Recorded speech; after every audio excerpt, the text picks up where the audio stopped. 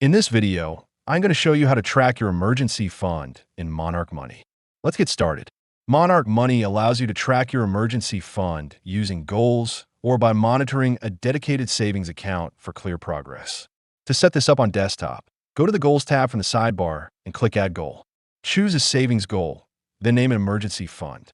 Link your savings account, set your target amount, and add your monthly contribution.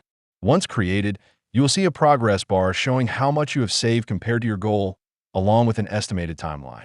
You can also track your emergency fund by going to the Accounts tab and selecting your savings account. The balance over time graph will show how your fund is growing. For deeper insights, go to Reports and filter by your emergency fund account or goal. This will show trends and help you see how consistent your contributions are. Using these tools helps you stay on track and build your emergency fund more effectively.